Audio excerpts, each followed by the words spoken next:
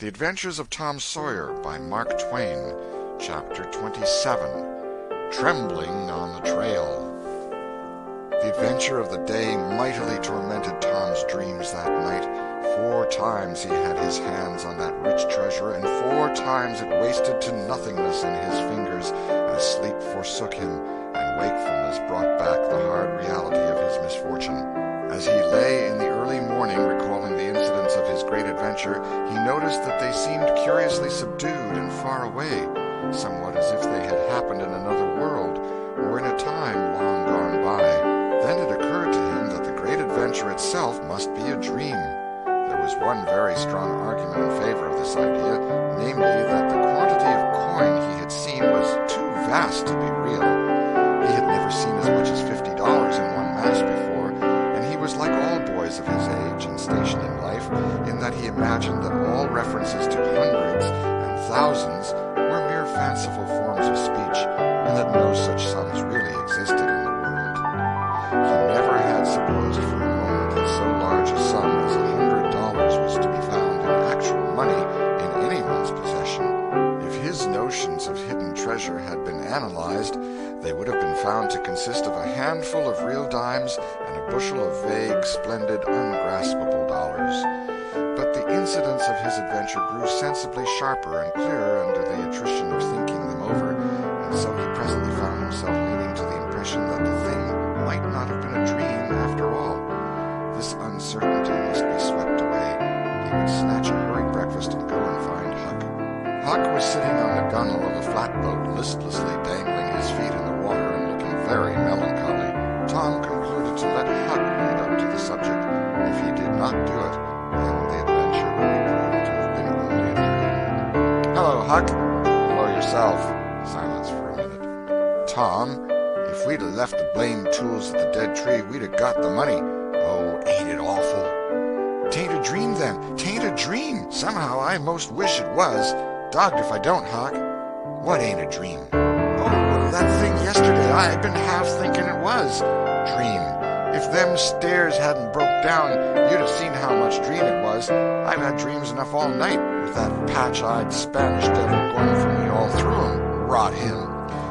"No, not rot him. Find him. Track the money." "Tom will never find him. A feller don't have only one chance for such a pile, and that one's lost.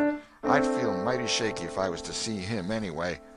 "Well, so'd I, but I'd like to see him anyway. Track him out. To his number 2. "Number 2, yes, that's it. I've been thinking about that, but I can't make nothing out of it. What do you reckon it is?" "I don't know. It's too deep. Say, Huck, maybe it's the number of a house." "Goody. No, Tom, that ain't it. If it is, it ain't in this one-horse town. There ain't no numbers here." "Well, that's so. Let me think a minute. Here, it's the number of a room in a tavern, you know." "Oh, that's the trick. They ain't only 2 taverns. We can find out quick. You stay here, Huck, till I come." Tom was off at once. He did not care to have Huck's company in public places. He was gone half an hour. He found that in the best tavern, number 2 had long been occupied by a young lawyer, and was still so occupied.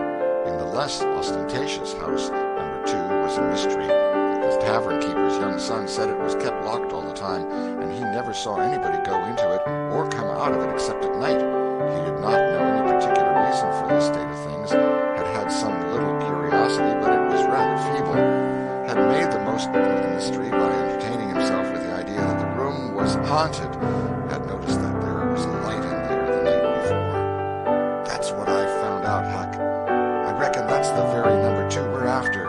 "I reckon it is, Tom. Now, what you going to do?" "Let me think." Tom thought a long time, then he said, "I'll tell you. The back door of that number 2 is the door that comes out into the little close alley between the tavern and the old rattle-trap of a brick store. Now, you get hold of all the door keys you can find, and I'll nip all of Aunty's, and the first dark night we'll go there and try 'em. And mind you, keep a lookout for Injun Joe, because he said he was going to drop into town and spy around once more for a chance to get his revenge. If you see him, you just follow him, and if he don't go to that number 2, that ain't the place." "Lordy, I don't want to follow him by myself." "Why, it'll be a night, sure. He mightn't ever see you, and if he did, maybe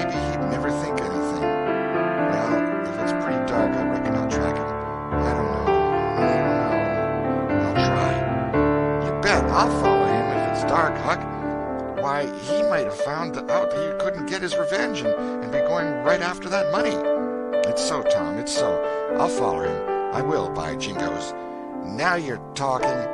Don't you ever weaken, Huck, and I won't. End of chapter 27. Chapter 28. In the Lair of Injun Joe. That night Tom and Huck were ready for their adventure. They hung about the neighborhood of the tavern until after 9, one watching the alley at a distance, and the other the tavern door. Nobody entered the alley or left it. Nobody resembling the Spaniard entered or left the tavern door. The night promised to be a fair one, so Tom went home with the understanding that if a considerable degree of darkness came on, Huck was to come and mow, whereupon he would slip out and try the keys. But the night remained clear, and Huck closed his watch and retired to bed in an empty sugar hogshead about 12. Tuesday the boys had the same ill luck, also Wednesday, but Thursday night promised better. Tom slipped out in good season with his aunt's old tin lantern and a large towel to blindfold it with. He hid the lantern in Huck's sugar hogshead, and the watch began. An hour before midnight the tavern closed up, and its lights, the only ones thereabouts, were put out. No Spaniard had been seen. Nobody entered or left the alley. Everything was auspicious. The blackness of darkness reigned. The perfect stillness was interrupted only by occasional mutterings of distant thunder. Tom got his lantern, lit it in the hogshead, wrapped it closely in the towel, and the two adventurers crept in the gloom toward the tavern. Huck stood sentry, and Tom felt his way into the alley. Then there was a season of waiting anxiety that weighed upon Huck's spirits like a mountain. He began to wish he could see a flash from the lantern. It would frighten him, but it would at least tell him that Tom was alive yet. It seemed hours since Tom had disappeared. Surely he must have fainted. Maybe he was dead. Maybe his heart had burst under terror and excitement. In his uneasiness, Huck found himself drawing closer and closer to the alley, fearing all sorts of dreadful things and momentarily expecting some catastrophe to happen that would take away his breath. There was not much to take away, for he seemed only able to inhale it by thimblefuls, and his heart would soon wear itself out, the way it was beating. Suddenly there was a flash of light, and Tom came tearing by him. "Run," said he. "Run for your life!" He needn't have repeated it. Once was enough. Huck was making 30 or 40 miles an hour before the repetition was uttered. The boys never stopped till they reached the shed of a deserted slaughterhouse at the lower end of the village. Just as they got within its shelter, the storm burst and the rain poured down. As soon as Tom got his breath, he said, "Huck, it was awful. I tried two of the keys just as soft as I could, but they seemed to make such a power of a racket that I couldn't hardly get my breath. I was so scared.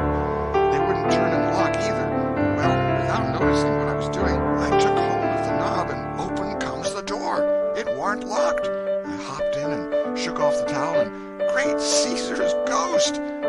What you see, Tom?" "Huck, I most stepped onto Injun Joe's hand." "No." "Yes, he was laying there sound asleep on the floor, with his old patch on his eye and his arms spread out." "Lordy, what'd you do? Did he wake up?" "No, never budged. Drunk, I reckon. I just grabbed that towel and started." "I'd never thought of the towel, I bet." "Well, I would. My aunt would make me mighty sick if I lost it." "Say, Tom, did you see that box?" "Huck, I didn't wait to look around. I didn't see the box. I didn't see the cross. I didn't see anything but a bottle and a tin cup on the floor by Injun Joe. Yes, and I saw 2 barrels and lots more bottles in the room. Don't you see now? What's the matter with that haunted room?" "How?" "Why, it's haunted with whiskey. Maybe all the temperance taverns have got a haunted room, hey, Huck?" "Well, I reckon maybe that's so. Who'd have thought such a thing? But say, Tom, now's a mighty good time to get that box if Injun Joe's drunk." "It is that. You try it." Huck shuddered. "Well, no, I reckon not."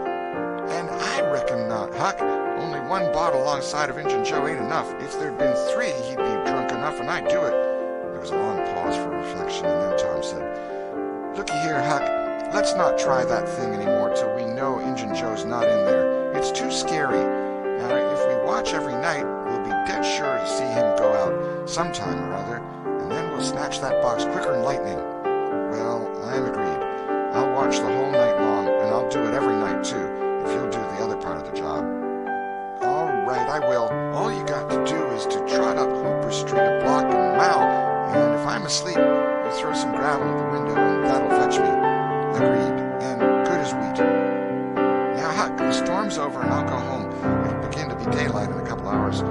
back and watch that lawn, will you?"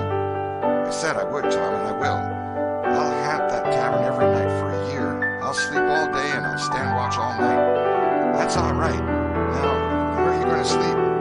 In Ben Rogers' hayloft. He lets me, and so does his pap's nigger man, Uncle Jake. I tote water for Uncle Jake whenever he wants me to, and any time I ask him, he gives me a little something to eat if he can spare it. That's a mighty good nigger, Tom. He likes me, because I don't ever act as if I was above him.